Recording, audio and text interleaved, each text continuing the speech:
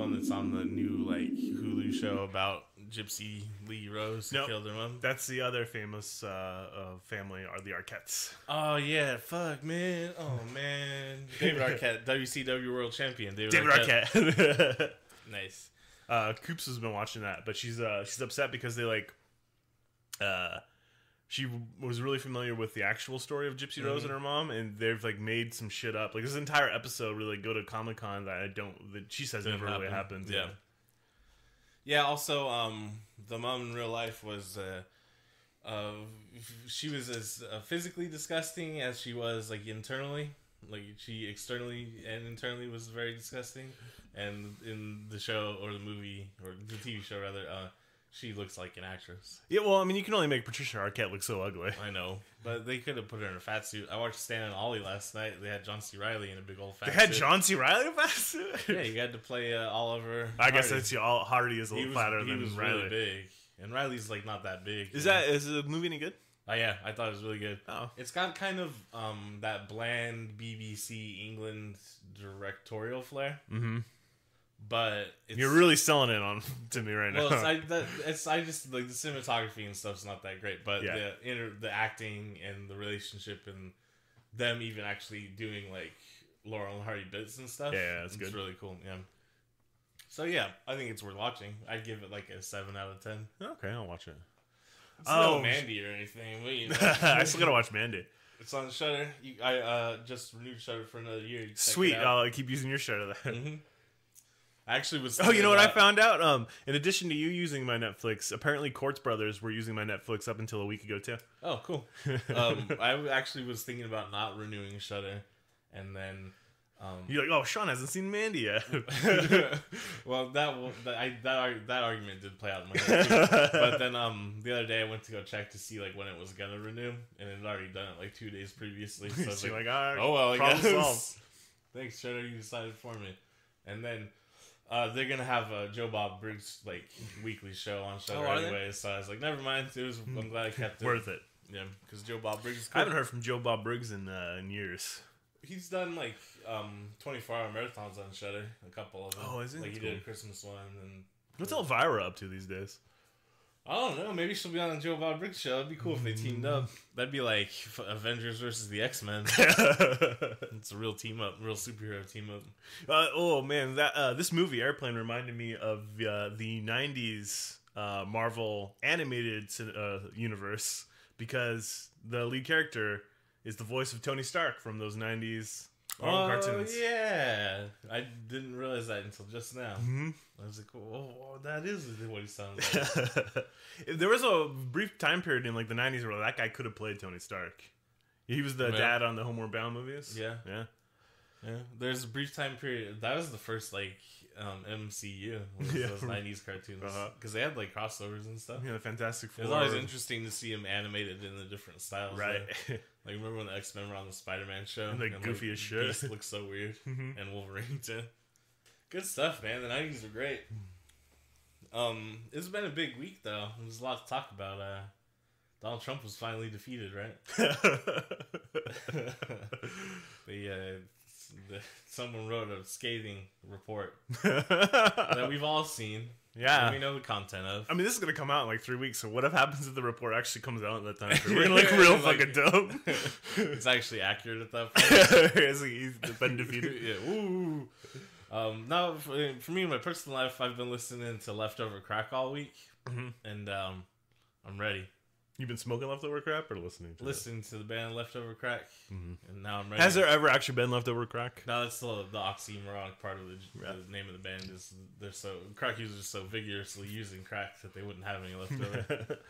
But I'm finally ready to pull the trigger. I'm gonna start a crust punk band. Are you in? I'm in. I can play 3 chords on a guitar. All right, we're gonna have to. Well, you got to get the ska upstrokes down, because there's like bridges that use like the ska upstroke. I can do that. Whatever. Oh, it's real hard to do a ska upstroke. We're gonna have to make a lot of lifestyle changes though. So we're gonna have to start squatting, living, homelessly, basically, begging on the streets. We need to actively have conflicts with the police to give ourselves some credit. Probably start using like heavy drugs. Okay. And I'm not hearing anything I don't like so far. I guess that's about it. That's kind of just most of the crust punk lifestyle. I'm already like super far left, so we'll probably be good on the lyrics and stuff. For interviews, though, you'll have to be even further left than you normally are. So, burn the government. Unfortunately, there's already a band called A Million Dead Cops. So we'll have to be a billion dead cops. Because when you think about it, a billion dead pigs, even better. Yeah, there's what? Right now we're at like 8 billion people roughly in the world. Mm-hmm. So 1/8 of the world population have to be cops, right? That sounds about right. Yeah. Mm-hmm. So there's a billion dead cops. Let's see what else is David Tennant, the 10th Doctor. His last name is actually McDonald. Yeah, in real life. So obviously we're related, even though he's Scottish. Yeah, and he's a coward because he changed his last name. He doesn't use his last name. You coward. You cur. Oh, goddamn coward. What are some other famous McDonald's? Oh, Kevin McDonald, Shooter McGavin. Kevin McDonald is you're talking. That's the Saturday Night Live guy. Oh no, Kids in the Hall. Oh, that's right. I'm thinking Kevin Nealon. Oh yeah, but Kevin McDonald is Shooter McGavin, and then there is another Kevin McDonald who is in Kids in the Hall. Oh my god, my brain. Whoa! There's one of the famous Joe McDonald, the Irish organized crime figure from Boston. Got him. Probably actually related to him. Kieran McDonald, better known as Bareface, he's in Brockhampton. The kids like Brockhampton a lot. I feel like there's famous McDonald's, but I can't think of any right now. There's the two guys that started the McDonald's. Yeah, the two brothers that started McDonald's. And the other day, there was a lady who marched in the St. Patrick's Day Parade in Chicago, whose name was Mary Lou McDonald, and she got in trouble because her group had a big banner that said "Get England out of Ireland," and for some reason that was offensive. In America? I think that's what. Maybe she was actually in. No, I swear she was in Chicago doing it, because I don't think they have parades in Ireland for St. Patrick's Day. They have some. Oh. I think Dublin has one. I thought it was more. It's more like a family. Well, it's not so much go out and get drunk. But well, it started in the United States, right? Yeah, I mean it's like some more Irish American rather than Irish. Oh yeah, but so anyways, there's a lot of famous McDonald's out there. Of course, the two most famous ones is Sean and Kyle McDonald. Oh, is there another Sean and Kyle McDonald out there? No, that's us. Space Force. Shit! Space Force. I was thinking we'll just casually over time add stuff to the title of our podcast, like so it'll be like Space Force Extreme. Just but it'll be more organic than that. I feel well. Like, I mean, if something comes up, it'll start being like Space Force coffee cup. You just said that because you saw a coffee cup. Exactly. It's in the room with us. I guess we could talk about Airplane, the movie we watched. I feel like there's something else I want to talk about. Was it Roberstein's new video, Deutschland? We can talk about that if you want, but I feel like we kind of covered it before. It's why are people offended? Oh, they don't understand German history or Rammstein. Yeah. Okay. Basically, it's goofy Americans on Twitter getting upset about stuff they don't understand. Which is basically what Twitter's about. That's every week. I think my first tweet is going to be like... Did you actually start Twitter? Yeah. No. Okay, well. But I'm going to do it today. I guarantee. I need you out there signal boosting my tweets. My first tweet is just going to be like, new to Twitter, what are some socio-political issues do I need to quickly choose a side on? There's a really important Captain Marvel. That's a controversy that's still out there. Oh, really? I heard Marvel's buying tickets to boost the box office so that SJWs and feminazis can defeat white men. Yeah, that's not what they're doing. Oh, yeah, that doesn't seem like something they do. Force Quentin Tarantino not to show Hateful Eight at certain theaters, or not allow those theaters to have Star Wars Episode 7 or whatever. Absolutely something Disney would do, but I don't think they just buy tickets. Right no. Disney actually likes money. They don't want to spend money. Gotta spend money to make money. Yeah, but also they have Avengers Endgame coming out next month. They don't give a fuck. Yeah, I mean Dumbo is making no money right now. If they were gonna buy tickets, you think they'd buy tickets for that movie, right? Dumbo came out. Yeah, it came out this weekend. What the fuck?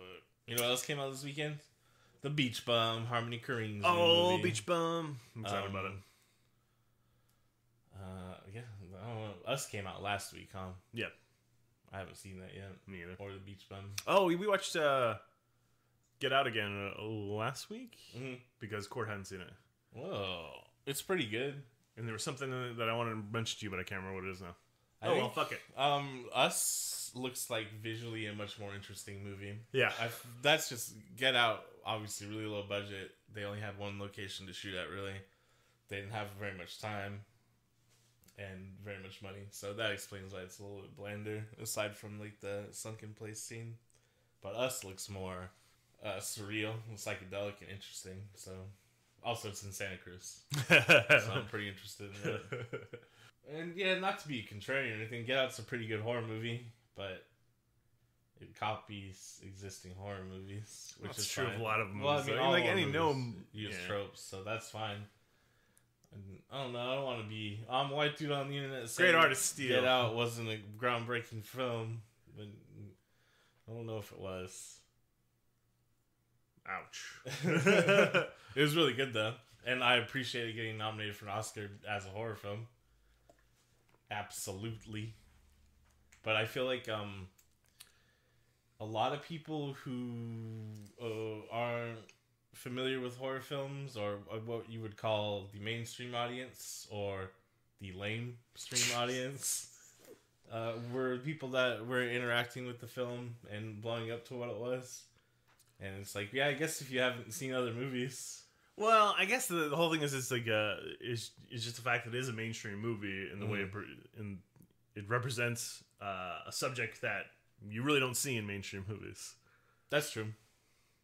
So I think that's why people thought it was important and why it's a better movie than, say, Annabelle Returns Home or whatever the fuck. Oh no, it's objectively better than any. Like I'll be honest with you, I can't think of another horror movie that came out in like mainstream horror movie that came out in the last 10 years that I like more. So yeah, that's a good point actually, because I agree with you. I was like, oh, it's absolutely better than most horror movies that come out. Right. So you're comparing it to like the cream of the crop, like some Italian. And you know what? It is gonna actually stand the test of time, and it will be one of those classics. So I guess I was wrong. I was actually also like halfway through my argument. I was like, I don't know if I can really argue this point.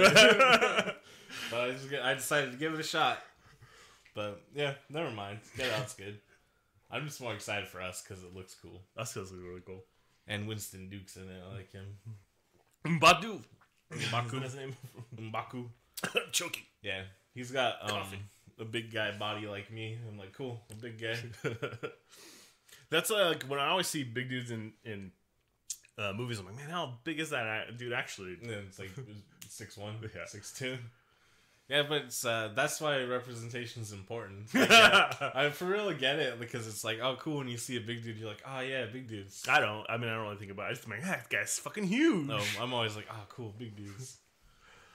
Well, Airplane has a big dude in it. Kareem Abdul-Jabbar. Yeah, I forgot Kareem was in it. My favorite, my second favorite fan fiction writer of Sherlock Holmes stories. Kareem? You didn't know this? He wrote a novel about Mycroft Holmes. Came out like 2 or 3 years ago, maybe. What the? It's pretty good. All right. But I think I like Michael Chabon's Sherlock Holmes fanfiction better. That seems like everybody does like a Sherlock Holmes story. Like Neil Gaiman has one. The actor Michael Chabon? No, the writer. Oh. Huh. You know, I want to say Gentleman on the Road, but that's not his famous one. Adventures of Cavalier and Clay. Oh, Cavalier? Cavalier? It's something like that. Interesting. Everyone just loves Sherlock Holmes, huh? I like Sherlock Holmes, so I get it. Mysteries are cool. Yeah. You more of a Poirot fan? Hercule Poirot. No, I Arthur Conan Doyle. Yeah, I think I like Arthur Conan Doyle more. Actually, I think Agatha Christie is a better writer, but I think Sherlock Holmes is a better character than Poirot. Yeah, I agree with that. She's also much more consistent. Yeah. Poirot is a mystery. Oh, a mystery. And he had a cool mustache. Did you see the remake of Murder on the Orient Express? No, I haven't watched it yet. It's all right. It's visually cool, and then obviously Kenneth Branagh does a good job. And Director of Thor. Yeah. Also, was there a lot of Dutch angles? Gilderoy Lockhart. No, I don't think I can recall any. Man, there was so many Dutch angles in the first floor. I saw something on YouTube where they're just showing all of them. It was like 2 minutes long. I was like, damn, what? Why? The color palette in the first Thor is really good, though. Yeah, that's the thing. Like, I kind of like the direction of the first 2 Thor movies, but they're just not good movies. Yeah. I've never seen The Dark World. We stopped talking about Airplane right as we started talking about it, because I made a joke about Kareem Abdul-Jabbar being a fan fiction writer.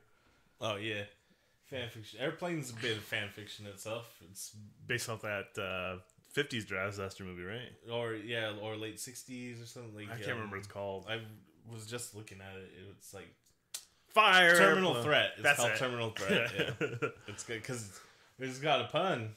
Wow, Terminal Threat. I like my favorite thing about Airplane is they just do whatever they want, whenever they want. Like when they do the Saturday Night Live or Saturday Night Fever parody, and like he like throws his jacket and it's like woo. Like, they just like they have like real slapstick sound effects. When he throws his hat and then it comes back and hits the bartender. Yeah, they're just like fucking. Wouldn't it be funny if this happened? Yeah, put it in. Put it in. Yeah, because it's nonstop. I mean, that's true to a point, but I feel like to argue like there is like some thought here is Police Academy did the same thing, but is not successful at it.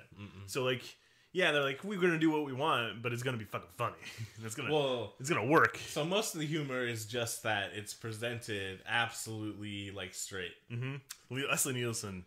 Yeah, this is his first comedic role, I think. Yeah, the Zucker brothers and Abrams. Yeah, they wanted to hire actors that were known for being like serious, like no nonsense guys. So that's why like Robert Stack's in it, Lloyd Bridges, Leslie Nielsen. Of course, after this, Leslie Nielsen just became like a comedy icon, right? Yeah.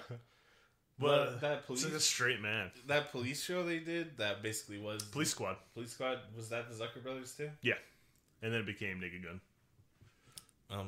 I've never watched too many episodes of it, but it seems pretty good. I like the gag where every episode at the end where they freeze, but then they're not like it's not actually freeze frame. Yeah, someone just walks through. And like, so stuff. That's a pretty good gag, man. It's definitely good enough you could use it at the end of most episodes. Steve Carell had that show that came out recently. Space Force, where he stole her name? No, but it had Rashida Jones in it. It was on TBS. It was a cop show too. But that's to me, they were just doing Naked Gun. Oh, I can't remember what it was called. It was called Nude Pistol. Nude Pistol. Bared Hand Cannon. Bared Hand Cannon. That's a little pornographic. Yeah, there's something to that one. There's a little eroticism in that bared hand cannon. I'm gonna go over here and grab my bared hand cannon. So this film starts off. It's got one of the best gags, like right off the bat. The Joss thing. Well, yeah, the plane. I also actually like the models they use in this movie. It's like real smart. Like as far as like stretching your budget, just use models, and then it looks really good. Like way better than special effects or shit would have looked in 1980 for this stuff. Yeah. One other thing I'll mention before we get too much into like the bones of the movie. As far as like airplane movies go, this airplane feels about the right size for an actual airplane. Yeah, usually they make them seem so big, like, oh yeah, we gotta go to the below deck on the plane, and we gotta climb through the rafters of the plane, and here's the back room where we... Yeah. It's like, what the fuck, that's not what planes are like. It's just a tube with people in it. Yeah, you're right, because yeah, it's just a fucking hallway. Yeah, it feels like it's just a hallway. But yeah, so the Jaws airplane's cool in the clouds, and then the two what would you call them? The announcers arguing about it. Yeah, arguing. It seems like just a recording, which is what airplane or airport actually is. But then they're arguing about the loading and unloading zones, and then don't you start with this your white zone shit again? Like it's really personal too, like oh, that's because you want me to have the abortion. It's all safe and therapeutic. It's the right thing to do. Apparently, those are the actual people that recorded the terminal. Oh, that's great. They actually Los found him. Angeles airport, and they're fucking married in real life. Oh my! It's even better. Yeah. That's crazy. You know, so you find love anywhere, even in a there's a joke airport in this recording booth where the stewardess is like, "I'm so scared, and I'm 26, and I'm not even married." And I was like, "Oh man." You got supposed to be married at 26 in 1980. You were, if you were a lady. Yeah, lady. I'm basically like a spinster now. Whatever the male equivalent is. Oh, a most eligible bachelor. That's the male equivalent, right? I don't think so. Oh, serial killer. Ted Bundy. Ted Bundy.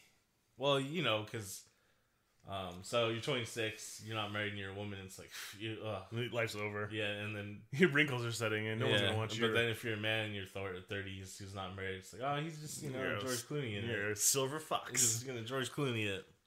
No problem. And that's what you call institutional sexism. Which this 1980 comedy film has a lot of, but then also lampoons it at the same time. Very interesting. I didn't take super good notes, so I don't even have them with me because mostly I just was writing down jokes I like. Yeah. But I kind of just remember them anyways. And the bones of the story don't matter too much. It's basically our main character is dating the stewardess. They had some sort of fight and basically broken up. He shows up to get her back in a taxi cab. And I like that he's like, I'll be right back. And he starts the meter. Did you watch through to the end of credits?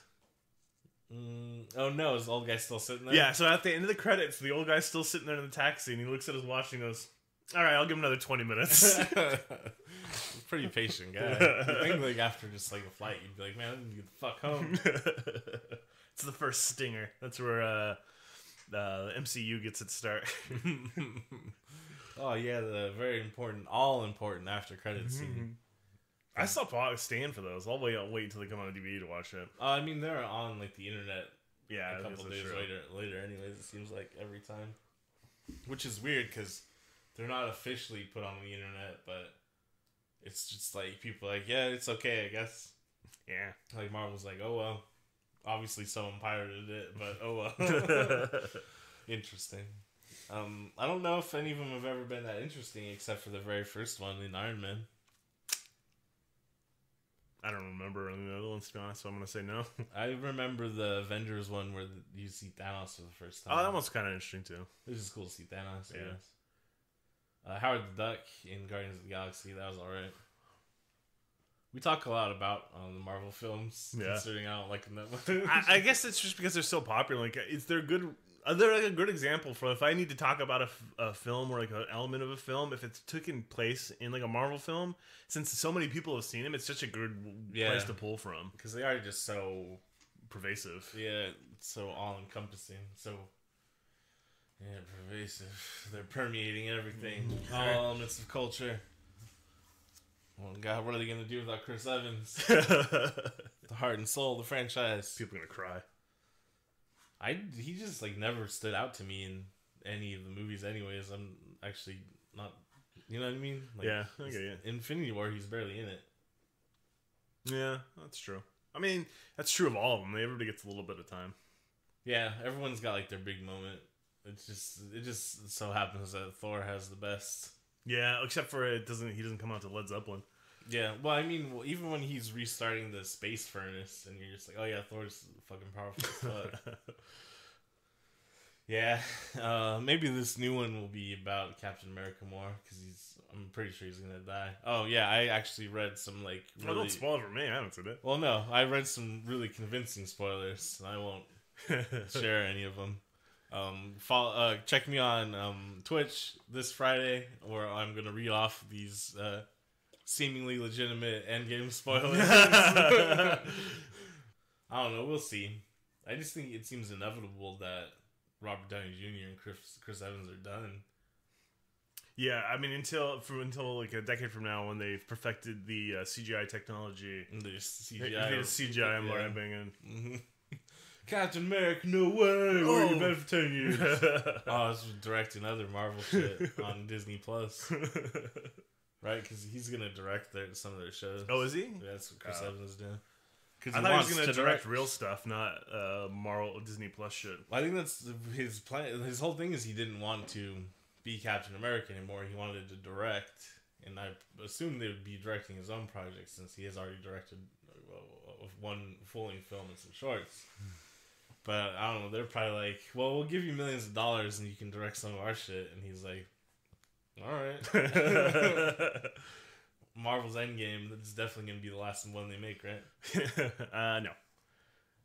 It might be the last one that does super well, but we'll see how they try to capture the audience's attention after this.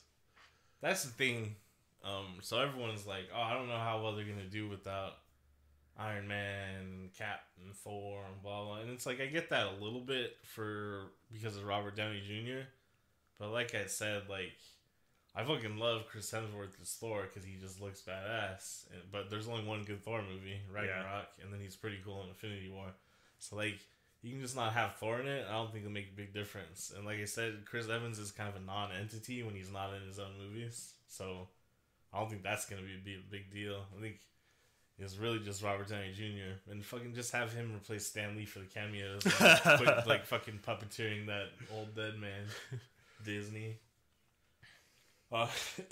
This is the episode where we just complain about Disney and Marvel, but so Stan Lee's Twitter's still going, right? Obviously, it's being run by his media company that he had. I haven't been to it. But they like when at the Captain Marvel premiere, when that night it was happening, there was a tweet from it that was just like, "Wow, look at this great premiere, Captain Marvel, blah blah blah." And everyone freaked out because it was in bad taste, which it absolutely was.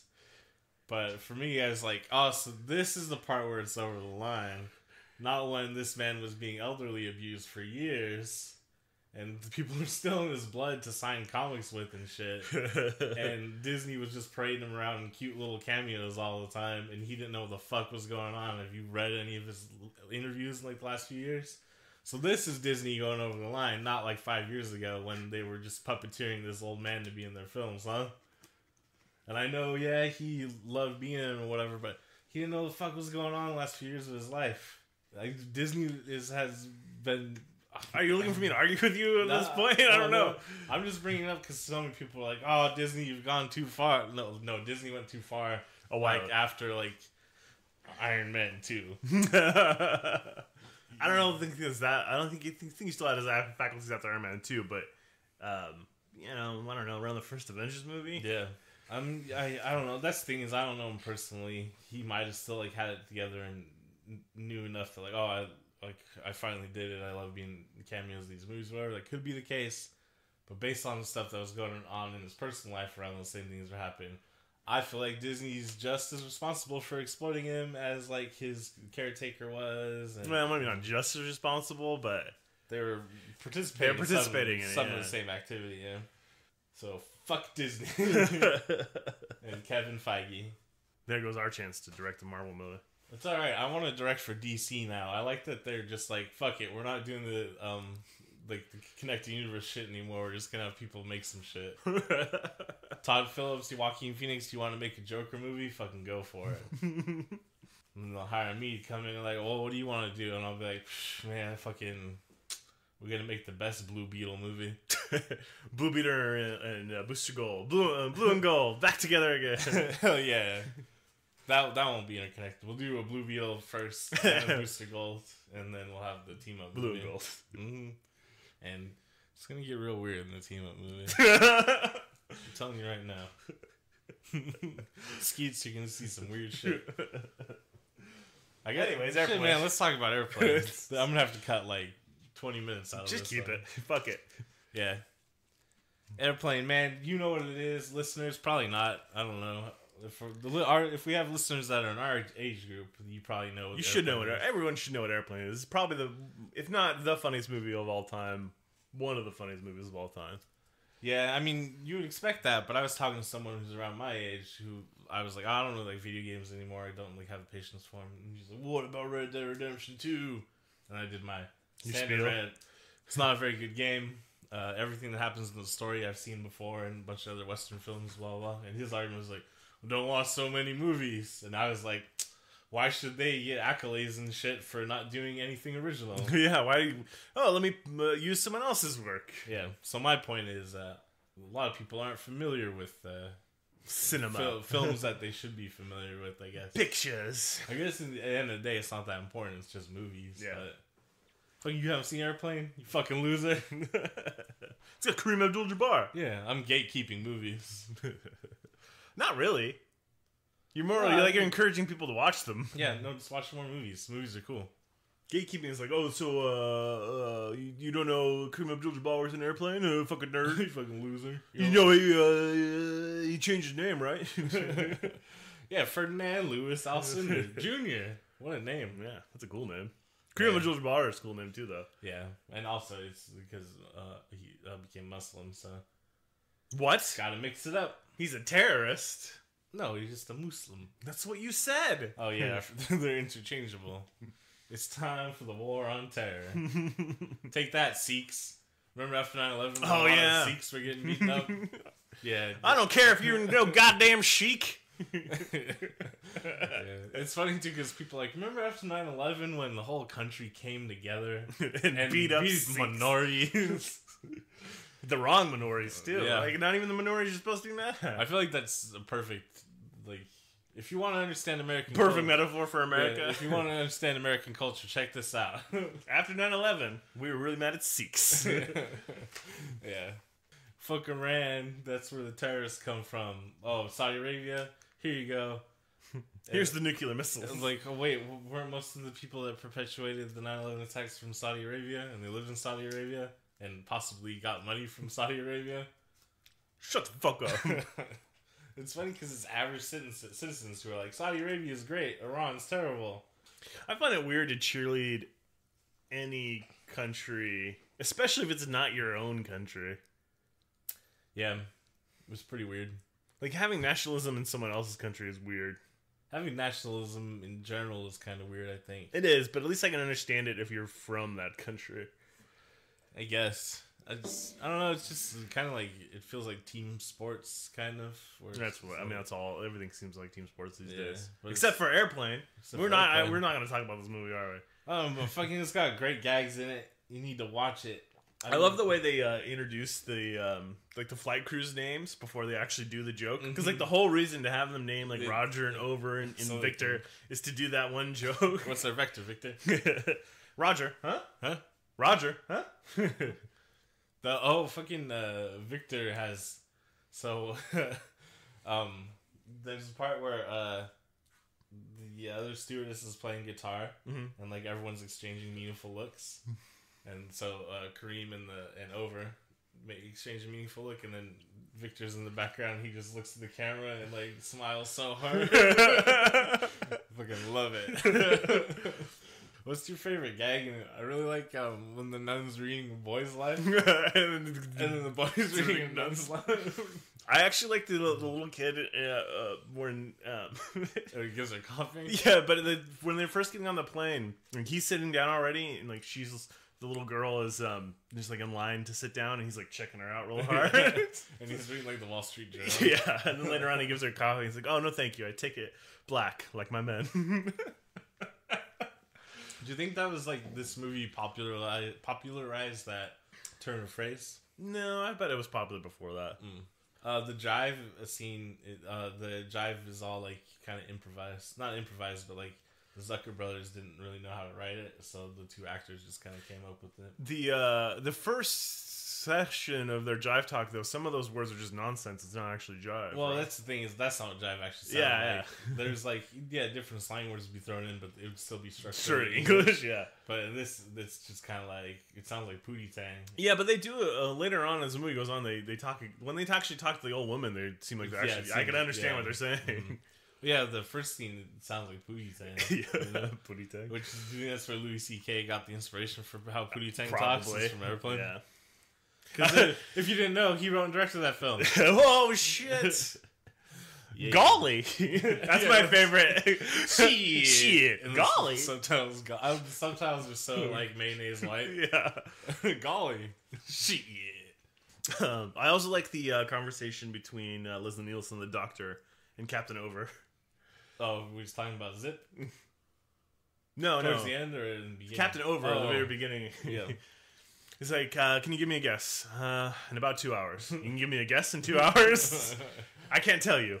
You can tell me I'm a doctor. Yeah, I like all the casual misunderstandings of like common phrases. Yeah.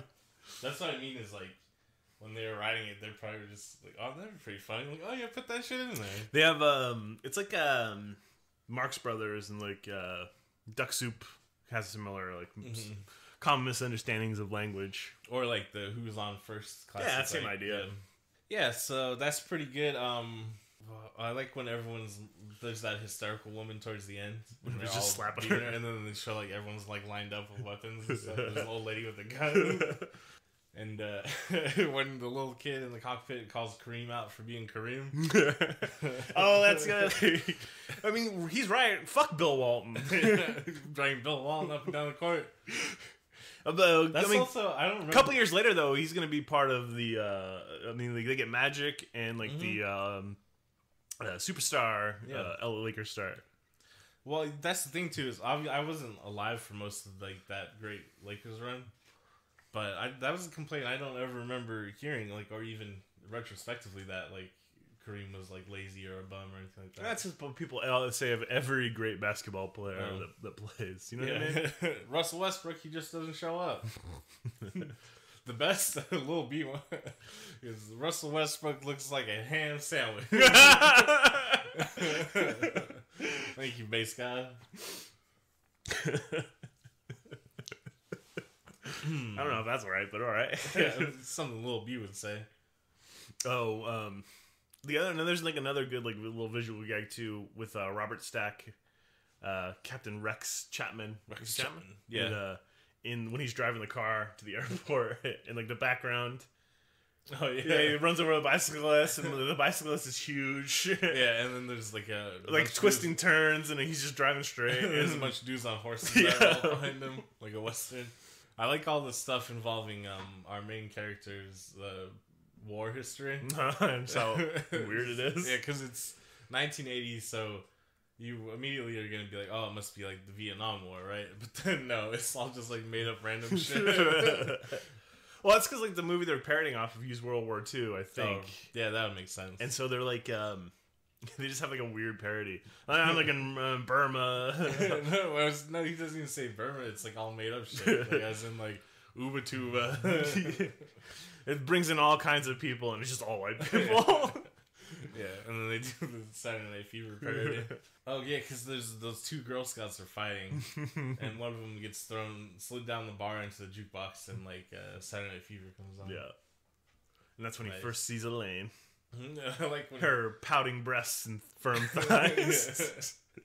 The old woman. I like when he takes off his like fancy naval jacket and he's just got like the John Travolta outfit on underneath. That was pretty good. And then of course he throws it and it's like mew. And I like all those sound effects. People need to use those more often. Again, it goes back to I think I mentioned this last time, like Harold Zoid in the Futurama. What's wrong with you? You can't throw a pie. This is serious drama, but you can have a little fun in the background. That's the other thing too. The movie, if you pay attention, there's a lot of little funny bits in the background. Oh, we got to talk about Johnny in the airport. He's like, "Can you get me some coffee? Or how about some coffee, Johnny?" "Oh no, thanks." Oh, yeah, in the control tower. Yeah. And he just gets progressively more flamboyant. Yeah. He says like some non sequitur shit too, where he's like, "Oh, big oak tree." Like, just cut to him and he's just having fun. Like, he was probably just improvising shit, and like that's what made it into the movie. Some of it's like, what? I picked the wrong day to stop sniffing glue. Picked the wrong day to quit amphetamines. Picked the wrong day to stop drinking. The sniffing glue part is the best. Because he just goes fucking insane. Yeah, he's like hanging off the roof like a vampire feet man. Wrong day to stop sniffing glue, and he just had it anyway. It's all ready to go. I like Robert Stack at the end too when he's just talking to the empty cockpit. He's like, "What? Can't you tell me about your feelings about Christmas?" "Oh, yeah, never mind. That's dumb. Never mind." Yeah. Lloyd Bridges, right? He picked the wrong day to stop sniffing glue. You know, he looks kind of like a healthier Donald Trump. Yeah. It was weird, huh? And then, is Lloyd Bridges related to any famous other Bridges? Yeah, Bo and Jeff. What? The dude and the dude's brother. The guy that looks like the dude. Yeah, appeared in slightly not as good movies. Yeah, that's what I mean. Like, Lloyd Bridges is like... I said this about Alec Baldwin's brother, but Lloyd Bridges is budget Jeff Bridges. No, Lloyd Bridges is his dad. I'm sorry, yeah, I'm sorry. Bo Bridges is budget Jeff Bridges. Yeah, Lloyd Bridges had a successful career on his own. Yeah. Bo and Jeff started off on the same level, and then Jeff kind of just took off. Like, everyone knows Jeff Bridges, but I'm sure a lot of people don't know Bo, or even Lloyd at this point. But he looks like a healthier Donald Trump, but there's some scenes where you're like, oh yeah, that's definitely Jeff and Bo's dad, because like, they have like the same nose and stuff, you know? Man, you seen that Stella Artois commercial where first it's like Sarah Jessica Parker comes in as her character from Sex and the City, presumably. Oh, and she's yeah. Like, they think she's gonna want a Cosmo or whatever, or drink she always ordered, but then she gets a Stella, and then the dude comes in, and they think he's gonna want a White Russian, but he gets a Stella. That shit's dumb. It's real dumb. Do you think they had to pay the Coen brothers to use the dude, probably, right? Or if they don't mention him by name, maybe. I'm gonna guess they paid the Coen brothers at least some money so they don't get sued.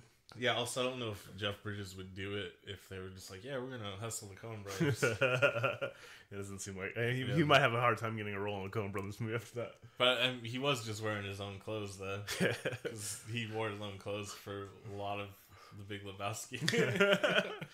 Yeah, so Jeff Bridges' cool dad is in this movie, sniffing glue, drinking. Yeah, he's another one of the guys that's like usually a straight shooter, you know? And they're like, oh, we'll put him in this funny movie.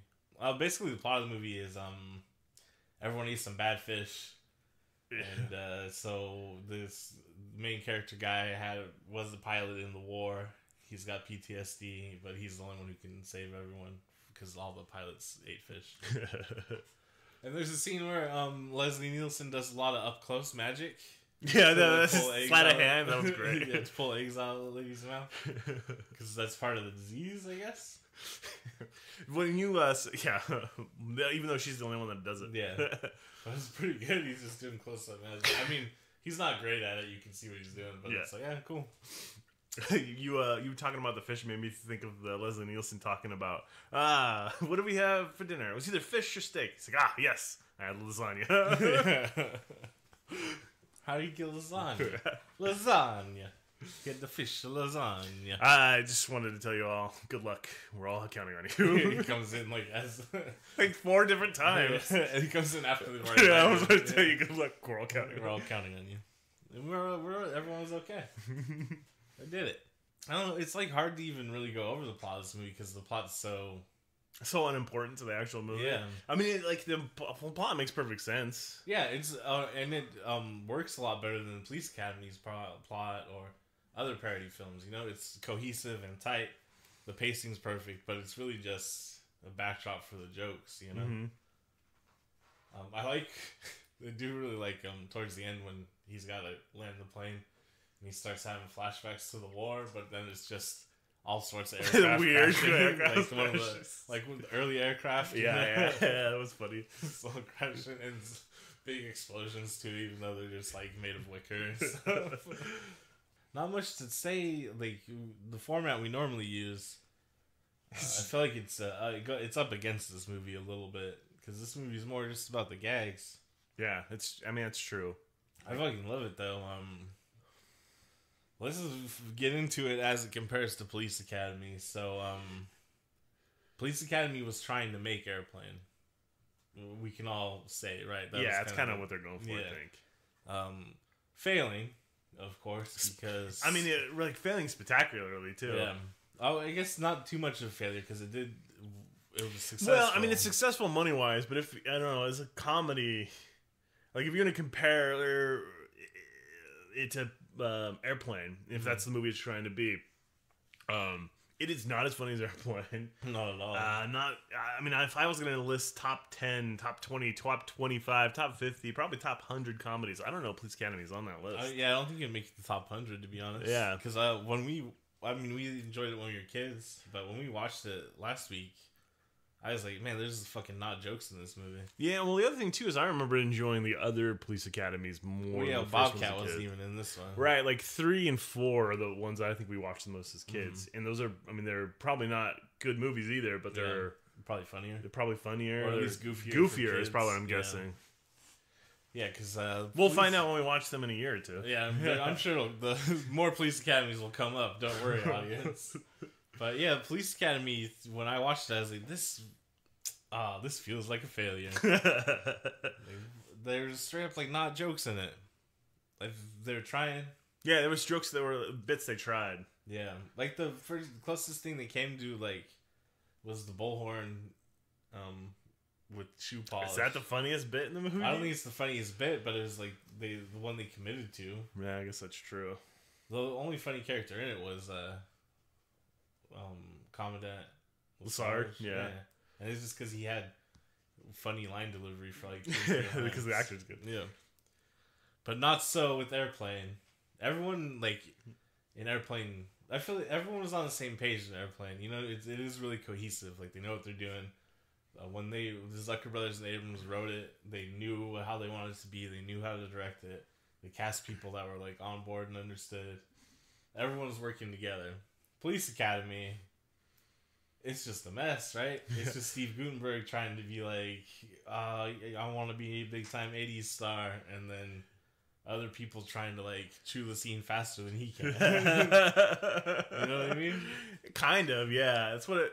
I mean, the Police Academy feels like a movie, an ensemble movie, but starring Steve Guttenberg. Yeah, and then Airplane is an ensemble movie, right? I mean, Ted and Elaine are our main characters, sort of, but like everybody else shines. Like Leslie Nielsen's probably the funniest part of the movie, but then Robert Stack is hilarious, and Lloyd Bridges. Oh, Kareem is great too. Yeah, and I like when they pull him out of the cockpit. Leslie Nielsen's surprisingly strong. Yeah. They pull him out of the cockpit, and he's like got like Kareem stuff on. Yeah. Like he's got his. All of a sudden, he has his goggles on. He's wearing like Lakers shorts. Yeah, we haven't talked about Captain Over and Jimmy yet. Oh yeah, the pedophilia part.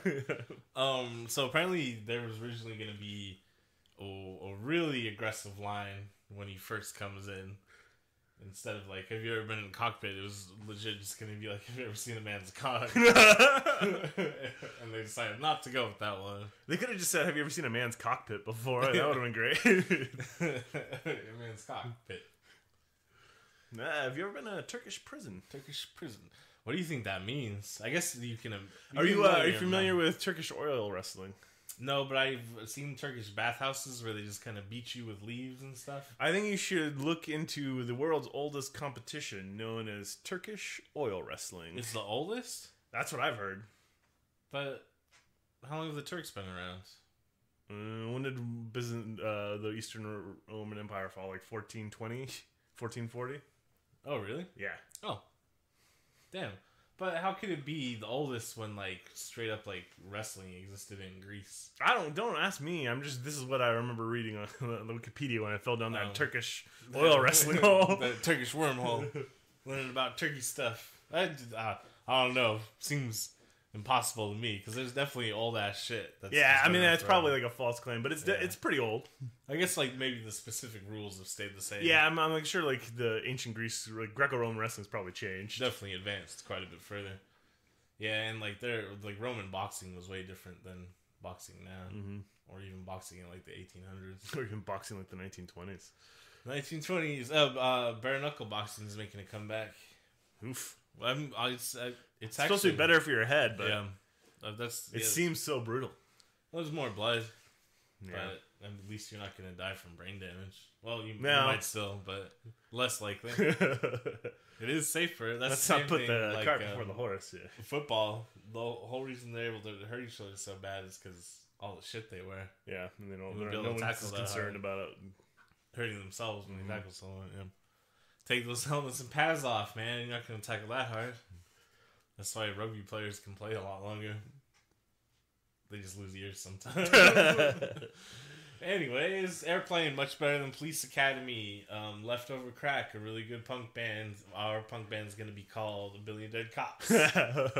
This is just how it's gonna have to be sometimes. Sometimes you can listen to Space Force, and we're gonna ramble about. We're just gonna shit. talk that shit because. I mean, if you guys watch Airplane, it's the funniest movie of all time. Like Airplane is absolutely like top 5 comedies of all time. Like I said, it's just kind of hard to go over it beat for beat because it's really just jokes and the plot is really like secondary to everything that's going on in the film. And like we could drop like IMDb facts about it, but that's boring. I don't have any. I don't read IMDb facts. I do once in a while. I just have the one that it was based on a movie from like the 50s, and I don't Terminal Threat. Terminal Threat. Well, I didn't even get that from IMDb. It was like I was just. Oh, I wanted to read Ebert's review of Airplane. Yeah, I mean, I'm just saying that's like an IMDb fact. Yeah, but then I just saw it on like some other article that I read. Did you read Ebert's review? No, I couldn't like. It took me a while to find it because like, the ownership of some of his reviews seems to be like in, I don't know, like, limbo. Yeah, like some papers might own. So it took me a while to find the version of it, and then I ended up reading it because. Because you're a dumb son of a bitch. I'm an old man. I was falling asleep watching Airplane. I fell asleep watching it when we first started watching it, and then I woke up and had to restart it. I fell asleep watching it last night, and then when I got up this morning, I had to watch like the last half an hour again. And I was like, oh, I don't remember this part. I gotta go further back. So it ended up being like the last 45 minutes. We should do an Airplane style movie. You know what I mean? Take a movie that was made about 30 years ago and then just parody or satirize it. And my choice is Poseidon Adventure. That'd be pretty cool. I was thinking to make it more interesting. And then obviously and we can actually get Kurt Russell to come back, but he'll be like the ship captain this time. Licensing issues, but so when Airplane came out, as opposed to Terminal Threat, there was also still a lot of like disastery action movies being made. Yeah, and so Poseidon Adventure. If we were gonna do the equivalent of it now, it would have to be like kind of maybe a superhero movie. And I was thinking, what if we did a parody of Blade 2? Blade 2. I don't know. There's already so many vampire movies. I know, and vampire. Blade 2 is the best. And you imagine making a parody of it because it's cool and I love that movie, but it is like fucking goofy. Yeah, it's really weird. Well, it's like Guillermo del Toro's like first chance to make a major budget film, and he had no idea if he was ever gonna get to do it again, so he just like did everything. Which I get. As soon as they give me that Blade 2 money, I'm going crazy. I'm bringing Guillermo in for the characters. Oh, speaking of, have you seen the trailers for Scary Stories to Tell in the Dark? Mm-mm. I mean, Guillermo's not directing it; he's just producing it. But the guy that is directing it is a pretty good horror director, and it looks sufficiently spooky. Sufficiently spooky. Yeah, it's got some good monster designs. Huh. I don't really watch a lot of trailers. I have to go. Like I usually when I'm watching TV, it's on DVR, so I just fast forward the commercials. So I have to go out of my way to watch a trailer usually. Oh, mostly I just see them come up on YouTube. Like if I'm going to YouTube to watch something else, just like, I'll check this out. I mean, I see them come up, and I just click past. Oh no! Well, I'm like always like pretty keyed into like what's coming out and who's directing them, who's in them and stuff. So I'll forget like when the movie's coming out or details like that. But then when I see a trailer come up, I'll be like, oh yeah, I remember I like this director and blah blah. So I'll watch it, and I'll be like, oh, okay, now I'm actually excited for this movie. Like Midsummer, that's gonna be a good movie. You seen the trailer for that? Nope. Did you watch Hereditary? Nope. Man, you suck at horror movies. Have you watched Mandy yet? Nope. Have you seen Deutschland, the music video by Rammstein? Yeah. I watched it right before he said it. I showed it to you about an hour ago. Stan and Ollie's a good movie. You should watch that. We talked about that already too, you son of a bitch. There's something else that I really something I want to talk to you about. I don't know what it is now. The Death of Stalin. You can watch that movie. I'll watch that. It's got Steve Buscemi. Is he dead? No, he's Nikita Khrushchev. What? Yeah. I think we talked about this before. The Death of Stalin. This part's getting cut. Maybe. I don't know. I don't know. I didn't cut too much out of Police Story because I was like, whatever, fuck it. Well, Police Story was cohesive, wasn't it? It was a lot longer than I thought it'd be. It was like an hour and a half. Yeah. We're talking about previous episodes. We're getting real meta. Remember the episode of the Clerks animated series where it was only like the second episode? It was a flashback episode. A bottle episode. Yeah. Flashbacks. That happened like 5 second minutes episode of the ago. clip show. Yeah. That was a pretty good meta joke. That cartoon was like, damn, Kevin Smith can actually write like smart humor. Yeah. Cartoon was really cool. It's too bad only last 6 episodes. They're doing a new Jay and Silent Bob movie. Yeah, Jay and Silent get rebooted. It's not gonna be that level of humor though. I'm sure it's gonna be like dicks and butts and stuff. That's what sells, buddy. Like Deadpool. My wiener. I'm Deadpool. Yeah, how did Deadpool's humor become like dick and butt humor? I remember reading Deadpool. Yeah, it was more tongue in cheek, more satirical. Yeah, I mean, when he first started out in Rob Liefeld made Deadpool, so it's like, oh. But when he first started out, like the humor was weird, not non-existent. Humor. I mean, it was supposed to be funny, but he was just like, "Sorry, my bullets killed you," like dumb Rob Liefeld type shit. But like the best runs that made Deadpool really popular, especially with the larger comic book and mainstream audience. Yes, it wasn't like haha farts. I just remember that line when he finds Better Ray Bill's hammer and it's like, oh, don't I doth have Majuber? Yeah. Or when he like fights Bullseye. Yeah, I don't know. Yeah, he's just like he was funnier. I think what it is I mean, don't bite my head off when I start my Twitter account. But Ryan Reynolds, I don't find Ryan Reynolds' style of humor particularly appealing. I think he sounds like a goober all the time. How dare you? And I think he's responsible for a lot of humor in Deadpool. I don't know. That's fair because I feel like the comic books have that same level of humor, and it started before the movie. Oh, it started around Cable and Deadpool. That's serious. You might be right. I do like in Deadpool 2 when all the X-Force just dies. That's a really good joke. Also, Deadpool's better than most of the Marvel movies, so... He's got that going for him. Yeah, so cool. I'm down with it. Also, the Black Tom Cassidy stuff in the second one's funny to me, too.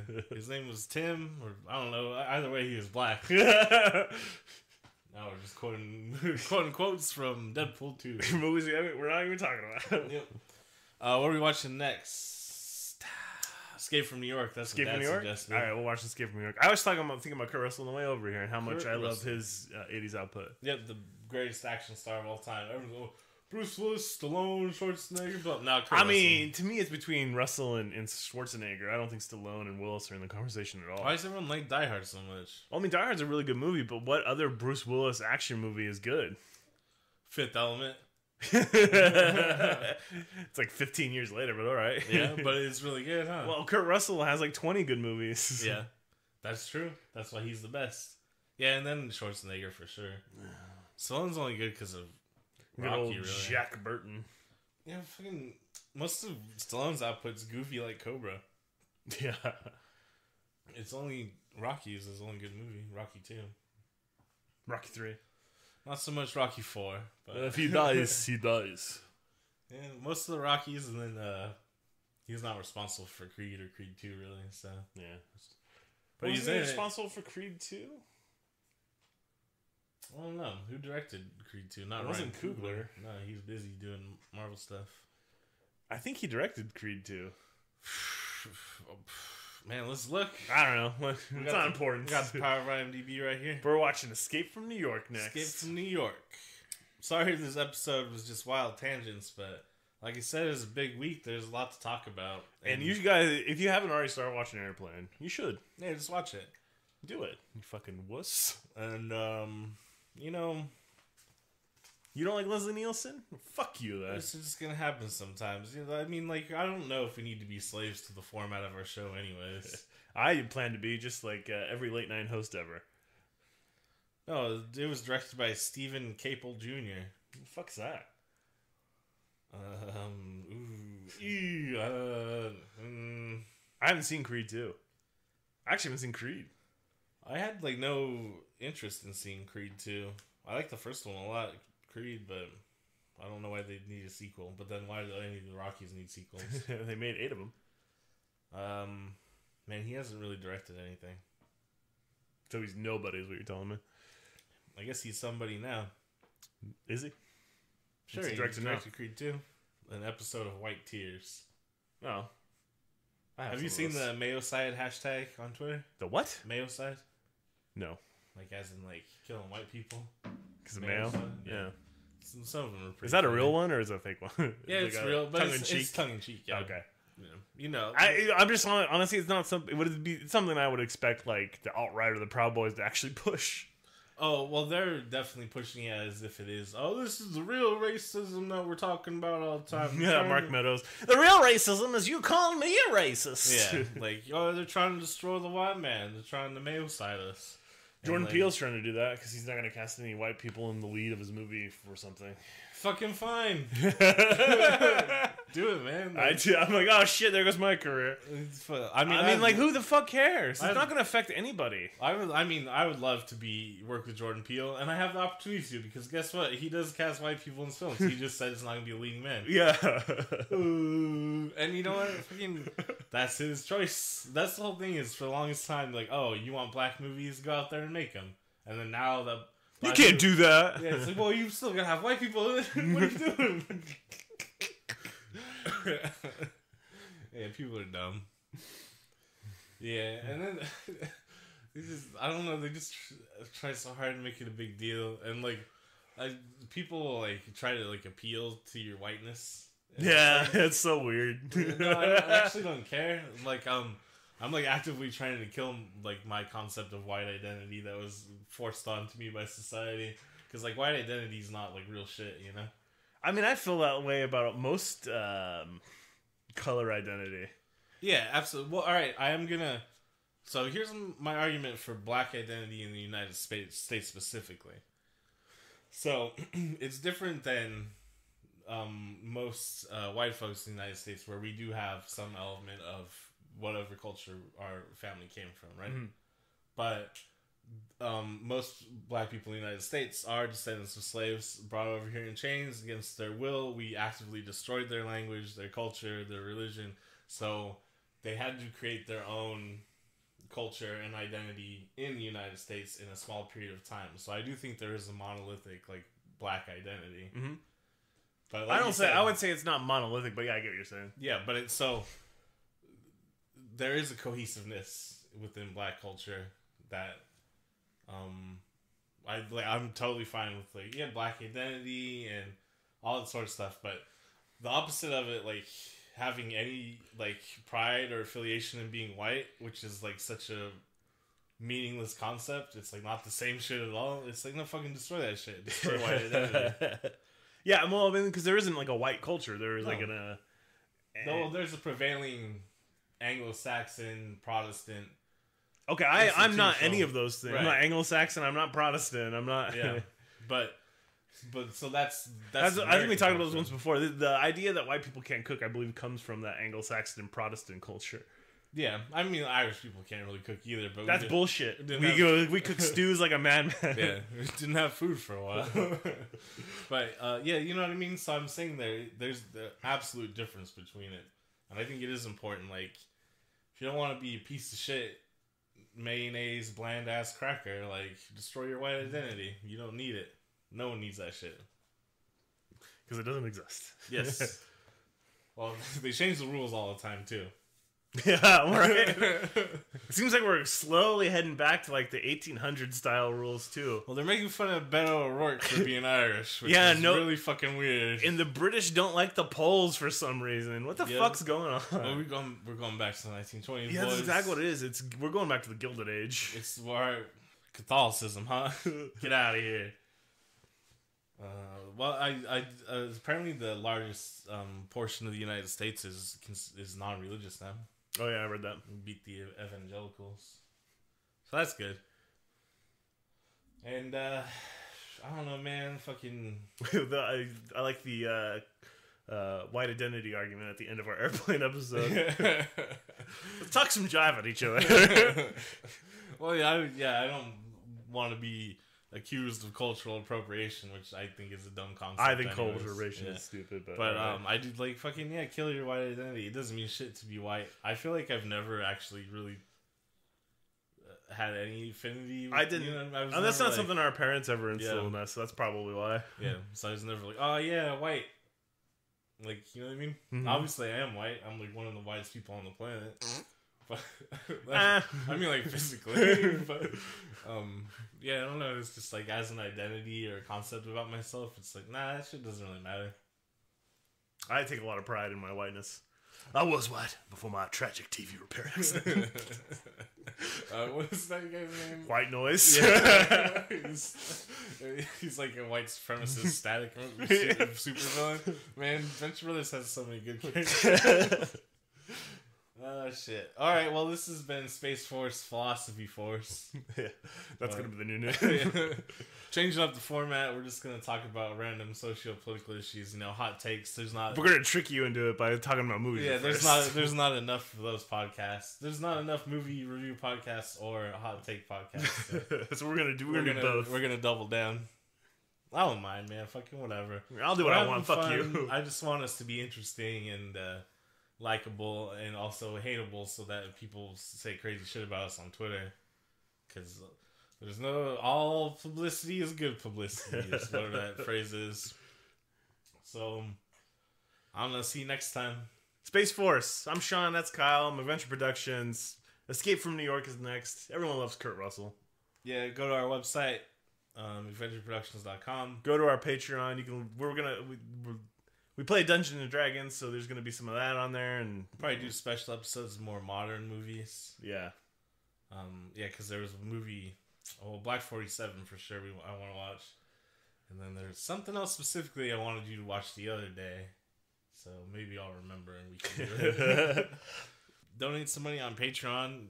You can like recommend movies we can watch or. Where, you know, yeah, on the Twitters, or you can send us an email through the website. If you want us to like review WrestleMania again, we're getting WrestleMania pod. You probably have already heard that. Hopefully you have. Yeah, I don't know. Just let us know. We're down for whatever. Like and review us or some shit. I don't know. I think reviewing helps. I don't know. I don't know. Give us money.